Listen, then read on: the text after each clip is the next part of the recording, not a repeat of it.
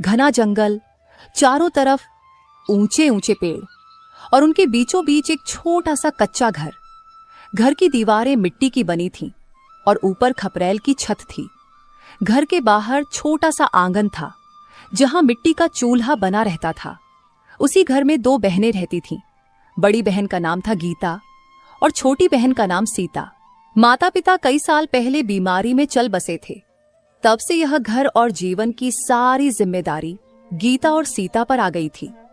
बड़ी बहन गीता गंभीर स्वभाव की थी, काम में निपुण और समझदार, जबकि छोटी बहन सीता चंचल, मासूम और हंसमुख थी। उस शाम गीता काम से लौटी थी और सीता भी घर का काम लगभग समाप्त करके अपने दीदी की राह देख रही थी। गीता सिर पर लकड़ी का गट्ठर रखे आंगन में आई और बोली, देख सीता, आज का गट्ठर बड़ा भारी है। अब इसे कल सुबह गांव के बाजार ले जाकर बेचना पड़ेगा। आज की दाल तो तुझे ही बनानी पड़ेगी। दीदी, तुम हमेशा मुझे चूल्हे पर भेज देती हो, कभी तुम भी बनाओ ना। मैं भी लकड़ी उठाकर लाती हूँ तो तुम्हें भी कभी कभी चूल्हे पर बैठना चाहिए। अरे पगली, तू छोटी है, इसीलिए तुझे काम सीखना है। चूल्हा चौका, आटा पानी सब समझना होगा, वरना बाद में क्या करेगी। मैं तो चाहती हूँ कि तू सब जान ले।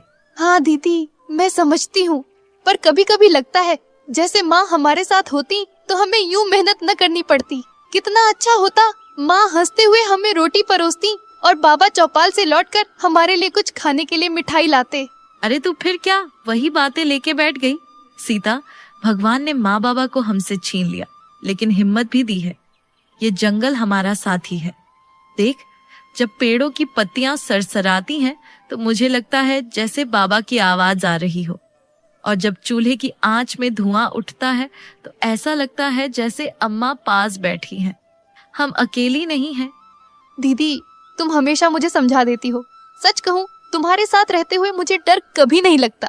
चाहे घर कितना भी छोटा हो, लेकिन अगर तुम पास हो तो यह घर मुझे किसी राजमहल जैसा लगता है। दोनों बहनों ने उस दिन देर तक बातें की।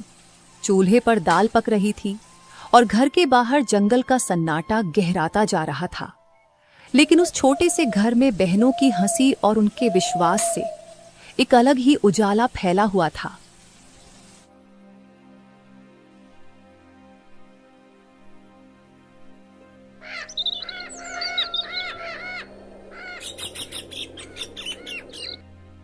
सुबह का समय था। गीता और सीता ने लकड़ी का गट्ठर सिर पर उठाया और गांव की ओर चल पड़े। रास्ता जंगल से होकर जाता था। पक्षियों की चहचहाहट, पत्तों की सरसराहट और बीच बीच में झाड़ियों में जानवरों की हल्की आवाज। जब वे गांव पहुंचे तो चौपाल की तरफ से गए। चौपाल पर गांव के बड़े बुजुर्ग बैठे थे।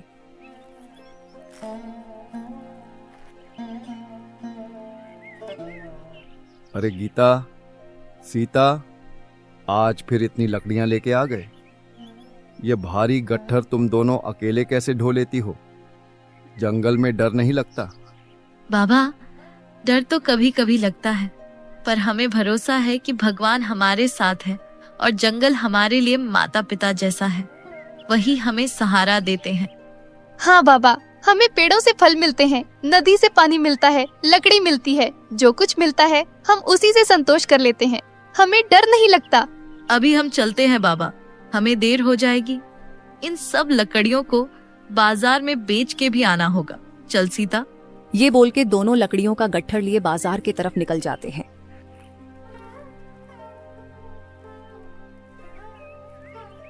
कुछ समय बाद जब दोनों बहनें लकड़ियां बेच के घर आते हैं तो आसमान पूरा काला हो गया था।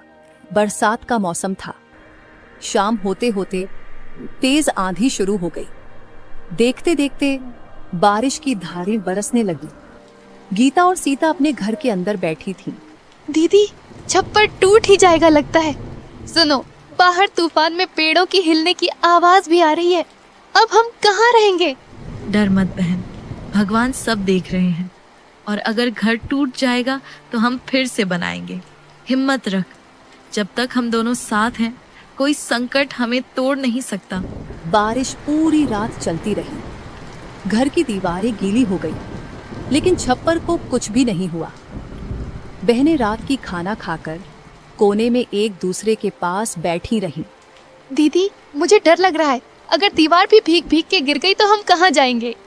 डर मत सीता, याद रख, कठिनाइयां हमेशा नहीं रहती।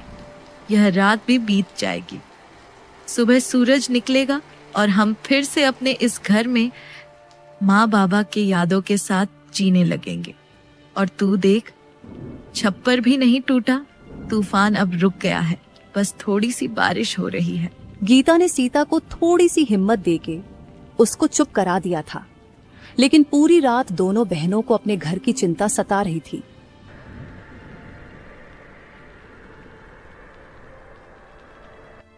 सुबह जब गांव की निराला काकी उनके घर देखने आई तो उसने घर की हालत देखकर बोली, अरे बेटियों, शुक्र है तुम्हारा घर ठीक है।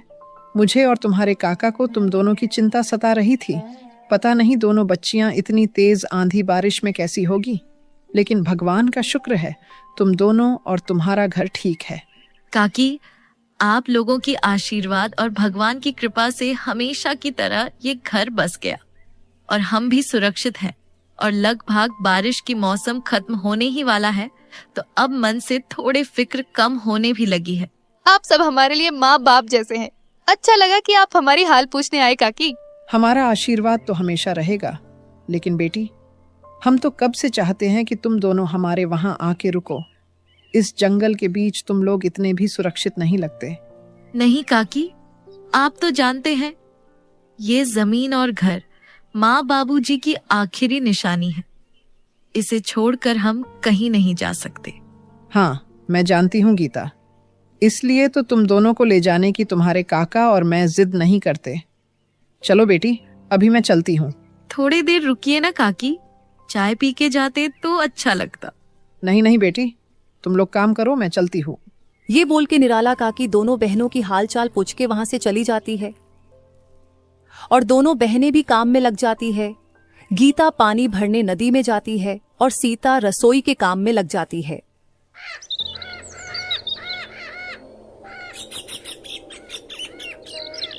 बरसात का मौसम थम चुका था, खेतों में हरियाली लौट रही थी। गांव में धीरे धीरे मेले की तैयारी शुरू हो गई थी। हर साल बरसात के बाद मेले का आयोजन होता था, पर हर बार की तरह गांव के लोग खुश कम और चिंतित ज्यादा थे। कारण था, गांव का जमींदार रामलाल और मुखिया हरछू दोनों आपस में मिले हुए थे और गरीबों से झबरन चंदा वसूलते थे। उस दिन सुबह गीता और सीता घर के आंगन में अनाज सुखा रही थी। चूल्हे पर सीता दलिया चढ़ा चुकी थी। तभी दूर से जमींदार और मुखिया और जमींदार का आदमी दिखते हैं।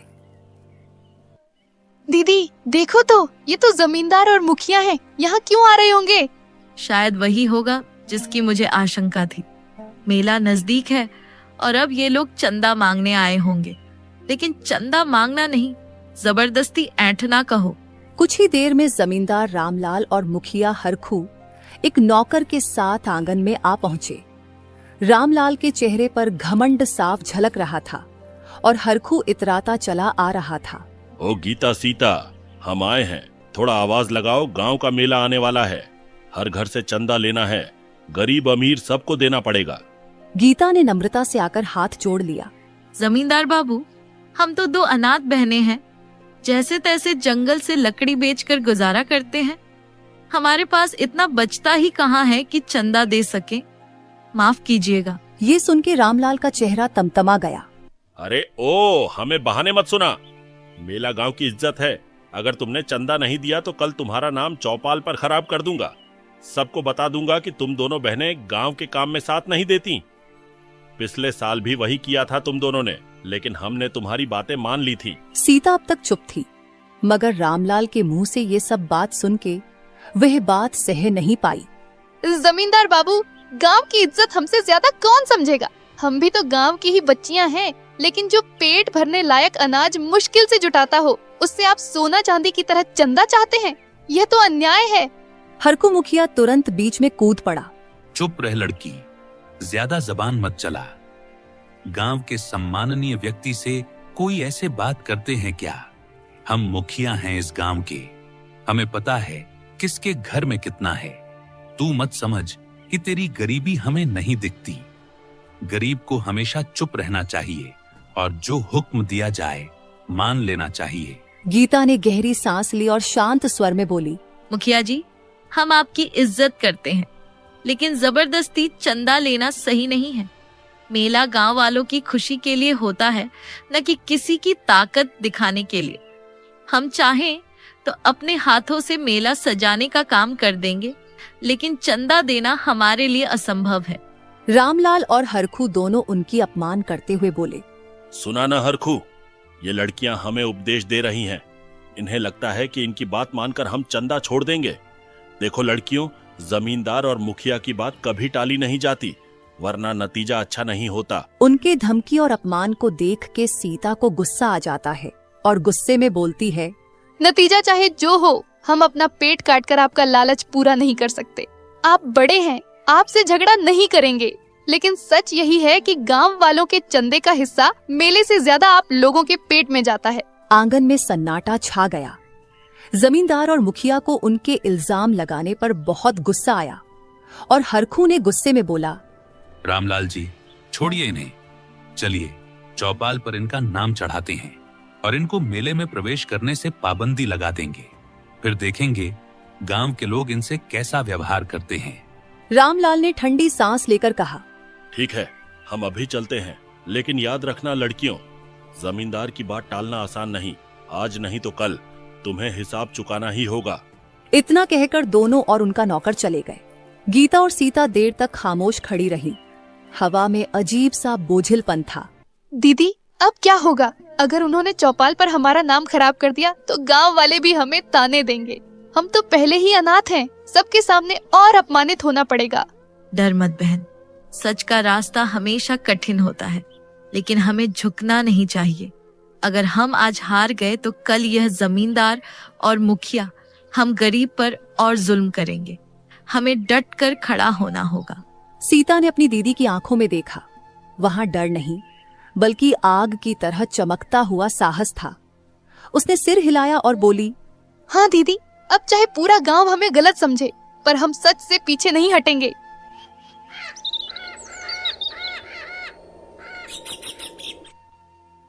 कुछ समय बाद अंधेरा होता है। उस शाम दोनों बहनों ने चूल्हे पर खिचड़ी पकाई, लेकिन उनके दिलों में सवाल गहरे उतरते जा रहे थे। क्या सचमुच अब पूरा गांव उनके खिलाफ हो जाएगा, या फिर गांव वाले उनकी सच्चाई को समझेंगे?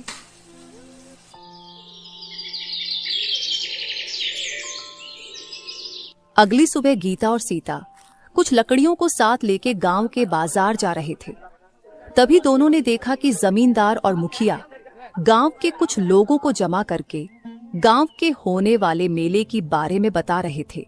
सुनो सुनो गांव वालों, इस साल का मेला हमारे गांव की शान है। हर घर से चंदा लिया जाएगा और कोई बहाना नहीं चलेगा।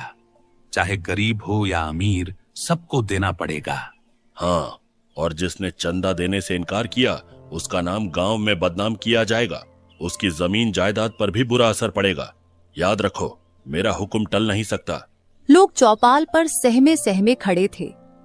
कुछ ने डर के मारे तुरंत पैसे दे दिए थे, कुछ चुपचाप सिर झुकाकर खड़े रहे। तभी मुखिया की नजर गीता और सीता पर पड़ी। अरे देखो तो, ये दोनों बहनें भी खड़ी हैं। इनका घर तो जंगल के किनारे है, खेती भी है, पर मेले में चंदा नहीं दे सकते। गांव से दूर हो ही, अब समाज से भी दूर हो जाओगी। दीदी, हमारे पास तो बस लकड़ी बेचकर जो मिलता है वही होता है। अब ये लोग चंदा मांग रहे हैं, हम कहाँ से देंगे? चुप रह सीता, सब सुन रहे हैं। पहले हम इनसे बात करते हैं। हमारी मजबूरी सबके सामने आएगी, तभी लोग हमारे साथ होंगे। गीता आगे बढ़ी और मुखिया के सामने हाथ जोड़कर बोली,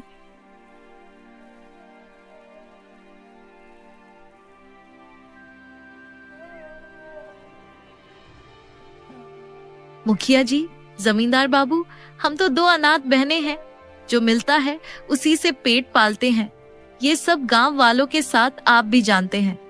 मेले में हम सेवा देंगे जैसे हर साल करते हैं, लेकिन पैसा देने की ताकत हम में नहीं। कृपा करिए, हमें माफ कीजिए। और जब माँ बाबूजी थे तब तो उन्होंने गांव के मेले में हर साल चंदा देते थे, लेकिन अभी आप लोग हमारी परिस्थितियों को समझे। क्या कहा तूने? पैसा नहीं दोगी? गांव का मेला कोई बच्चों का खेल है? अगर हर कोई तेरे जैसा सोचने लगे तो मेला ही ना लगे। और ऊपर से तू हमें समझाने चली है।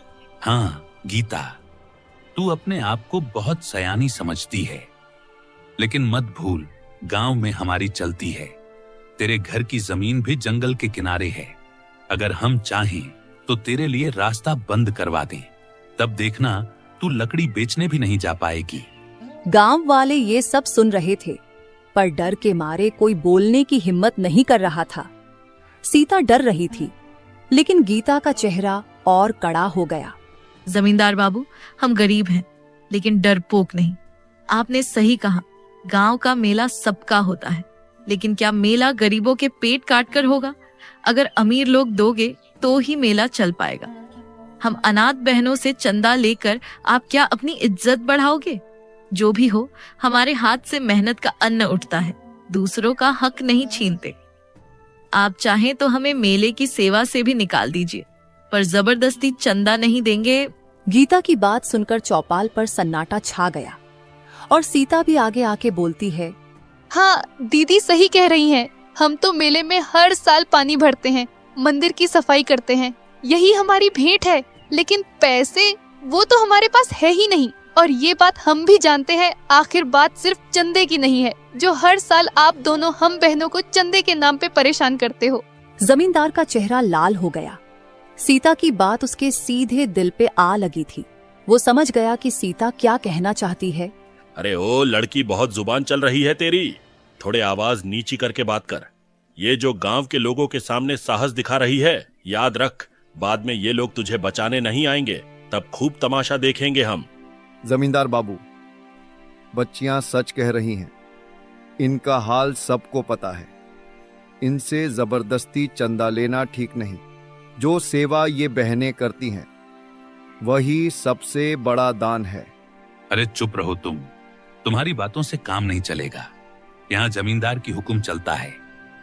गांव के उन्नति में जमींदार जी ने बहुत मदद की है। तुम लोग तो बस जबान चलाना जानते हो। मुखिया की बात सुन के अब गांव की औरतें भी बोलने लगी। गीता सीता सच्ची मेहनतकश है। इनके पास पैसा कहाँ से आएगा? इन्हें छोड़ दीजिए। अगर आप इनसे चंदा लेंगे तो हम सब भी अपना चंदा रोक देंगे। गांव का माहौल बदल गया। जहां पहले डर था, अब धीरे धीरे विरोध की आवाज उठने लगी। जमींदार और मुखिया दोनों ने देखा कि अगर और दबाव डाला तो लोग खुलकर उनके खिलाफ खड़े हो जाएंगे।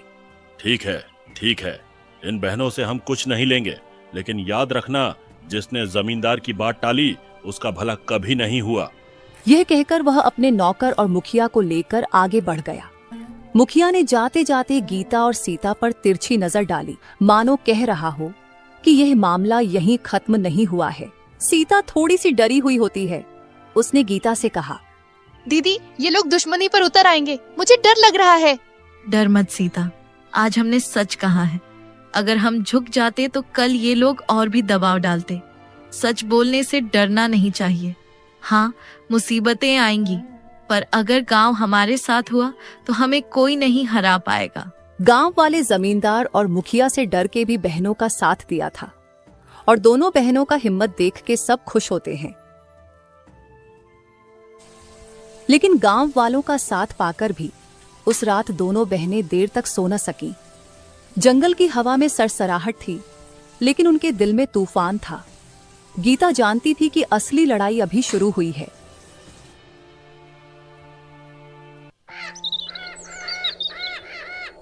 अगली सुबह दोनों बहनें चिंतित अवस्था में एक दूसरे से बात करते हैं। दोनों डरी हुई थी। दीदी रात को आंखें बंद करूं तो वही छवि आ जाती है, मुखिया की ठसक और जमींदार की आंखों की चुभन। वे जाते जाते कुछ कह रहे थे, ऐसा लगा जैसे उनकी साजिश हमारी जमीन से जुड़ी हुई है। मैं सो नहीं पा रही। मैं भी नहीं सीता, तू ठीक बोली। वे शांत नहीं बैठेंगे, उनकी नजरों में सिर्फ फायदा है। हमारे माँ बाप ने जो मेहनत की वही उन्हें सही नहीं बैठ रही। यहाँ जमींदार के घर कमरे में उसका एक नौकर और मुखिया बैठा हुआ है। हम कितने समय से उनके जमीन पर नजर डाले हुए हैं। जब दोनों लड़कियों के पिता थे तब गया था मैं एक दिन उससे वो जमीन खरीदने, लेकिन उसने मुझे बेइज्जत करके भेज दिया था। आज भी नहीं भुला पाता हूं और उसी को कल उनके बेटियों ने दोहराया है। मुझे अब उनकी वो जमीन लेके उनसे बदला लेना ही होगा। हमारा फायदा भी तो है। अगर गीता सीता की जमीन हमारे हाथ में आई तो हम वहां आपके नशीली पदार्थ की व्यापार को बढ़ा भी तो सकेंगे। अरे वही तो मैं कब से चाहता हूं, लेकिन हो नहीं पा रहा।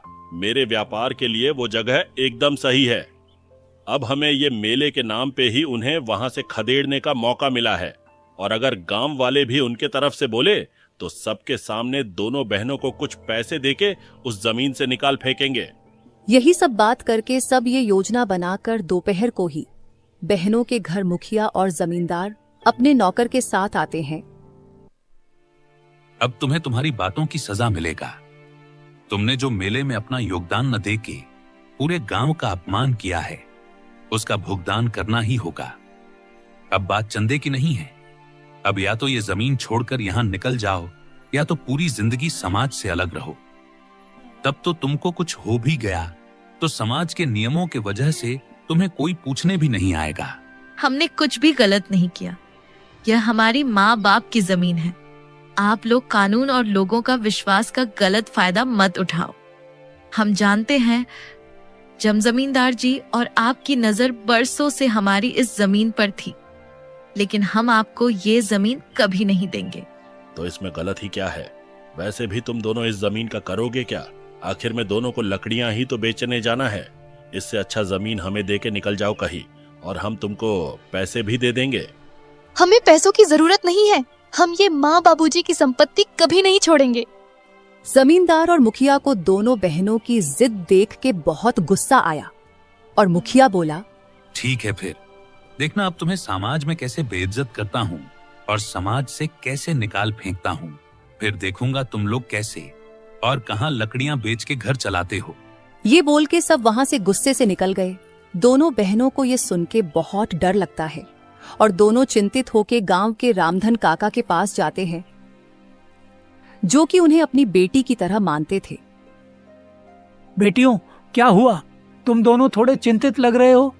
काका, वे लोग जमींदार और मुखिया, वे हमारी जमीन पर नजर डाल रहे हैं। आज वे लोग हमें धमका कर गए और इसीलिए हम डरे हुए हैं। इन्हें डर दिखाकर लोगों की जायदाद हथियाना कोई नई बात नहीं, पर डरने की कोई बात नहीं है। तुम लोगों के पास तो जमीन के कागजात है ही, तो कागज संभाले रखना। मैंने पहले ही कहा था कि तुम्हें हमारे साथ रहना चाहिए। तुम्हें वहां अकेले छोड़ना सही नहीं है। मैं जानता हूँ ये दोनों वो घर कभी नहीं छोड़ के आएंगे। वहां उनकी यादें हैं।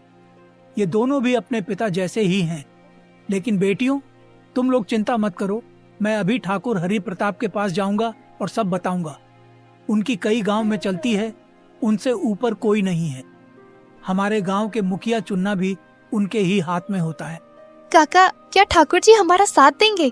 चिंता मत करो, ठाकुर जी सच्चे लोगों की हमेशा मदद करते हैं। मैं अभी ठाकुर जी को बताकर आता हूँ और तुम्हें डरने की जरूरत नहीं। थोड़े समय बाद रामधन काका ठाकुर हरि प्रताप के पास आता है। ठाकुर बड़े सख्त पर न्याय प्रिय किस्म के थे। रामधन काका सब कहानी ठाकुर को विस्तार से बताते हैं। ठाकुर साहब, दोनों बहनें अनाथ हैं। उनकी माँ बाप ने वर्षों पहले इस जमीन पर मेहनत की। अब जमींदार और मुखिया उसे छीनना चाहते हैं। वे पहले से ही कुछ गलत काम करते रहे हैं, कुछ अवैध व्यापार भी करते हैं, और यही जमीन उनके गलत काम के लिए काम आ सकती है, और इसलिए वो लोग अनाथ लड़कियों को परेशान कर रहे हैं। मैं भी सुन चुका था कि रामलाल की नजर किसी की जमीन पर थी, जो कि वो कोई अवैध व्यापार करना चाहता है। पर अब जब खबर पुख्ता है तब कदम उठाना पड़ेगा। तुमने क्या सबूत प्रस्तुत किए? अभी कोई सबूत तो नहीं है ठाकुर जी, लेकिन वे दोनों बहनों को परेशान करते आए हुए हैं, जबकि दोनों बहनों के पास जमीन की कागजात भी है। आप अपने एक आदमी को मेरे साथ भेज दीजिए। मैं और आपका आदमी दोनों उन लोगों का सच आपके सामने लाएंगे। ठीक है, मैं अपने एक भरोसेमंद आदमी को देखरेख के लिए भेज देता हूँ। रामलाल की हर चाल पर नजर रखी जाएगी। अगर उसने कोई नकली कागज बनवाए या फिर दोनों बहनों को परेशान किया और कुछ गलत व्यापार करने का सोचा तो मैं तुरंत उनको सजा दूंगा। ठाकुर जी, पर उनके पास पैसे और दबाव है, वे पटवारी को खरीद सकें तो। तुम ये सब की चिंता मत करो। अगर तुम और मेरा आदमी उनकी सच सामने न ला पाए तो मैं कुछ और लोगों को हर जगह भेज दूंगा, गांव के पेड़ों के पास, रास्तों पर, जो रात दिन उनकी हरकतों पर नजर रखेंगे। और अगर कोई फर्जीवाड़ा हुआ तो मैं चौपाल में सारे कागज खोलकर रख दूंगा और न्याय करूंगा।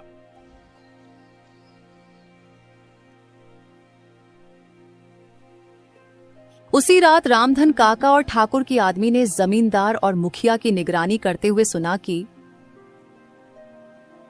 अरे मुखिया, अब मुझसे ये सब सहा नहीं जा रहा।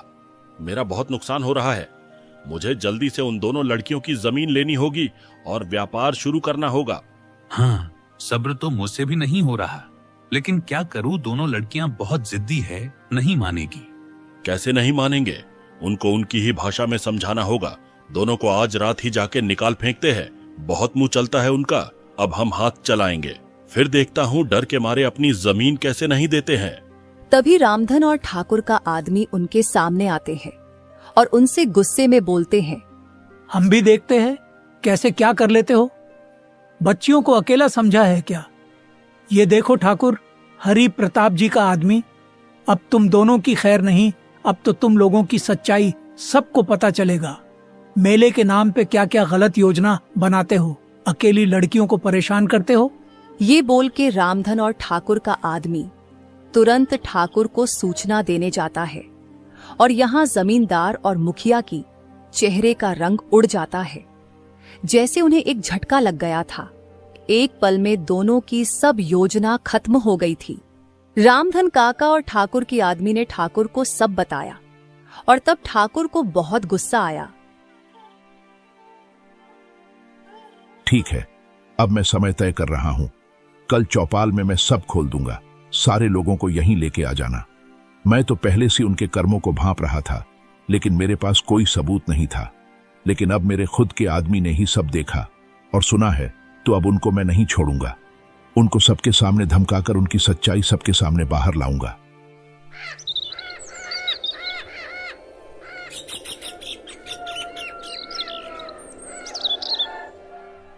अगली सुबह चौपाल में गांव के बहुत लोग जमा हैं। जमींदार और मुखिया को भी बुलाया जाता है। दोनों डर और शर्म के मारे सिर झुकाए हुए थे।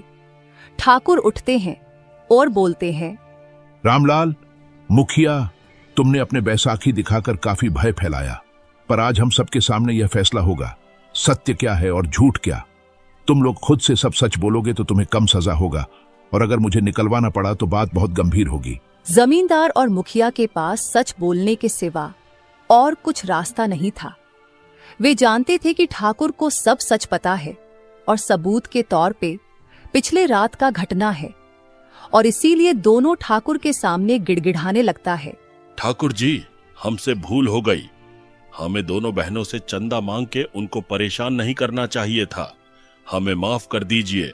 वाह, माफी भी ऐसे सफाई से मांग रहे हो जैसे हमको कुछ पता ही नहीं है तुम्हारे बारे में। अरे सच बोलो कि तुम लोग चंदे के नाम पे दोनों अनाथ बहनों को इसलिए परेशान करते थे ताकि तुम्हें उनकी जमीन मिल सके, और उस जमीन पर तुम लोग नशीली पदार्थ का अवैध व्यापार कर सको। ये सुन के मुखिया और जमींदार सबके सामने बहुत शर्मिंदा होता है और अपना सिर झुका लेते हैं। अब ये शर्म से सिर झुकाकर खड़े रहने का कोई फायदा नहीं है। जल्दी से सबसे माफी मांगो और दोनों बहनों से हाथ जोड़ के माफी मांगो।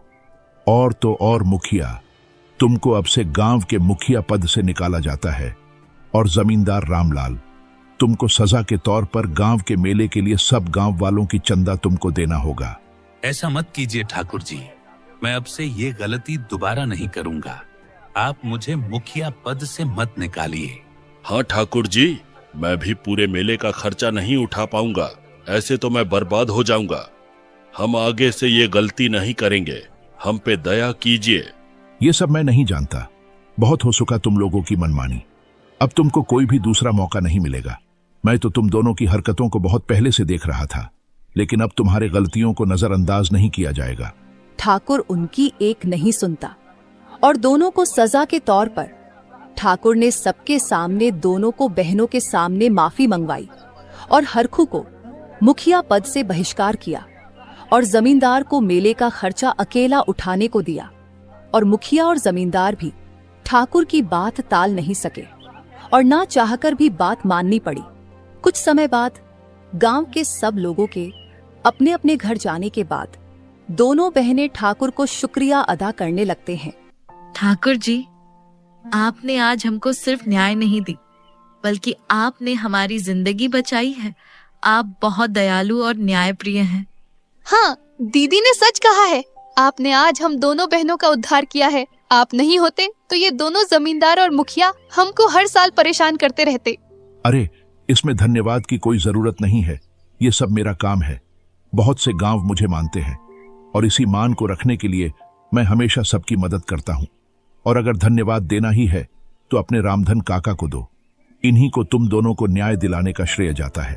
ये तो हमारा सौभाग्य है कि हमें इनके जैसा काका मिला है।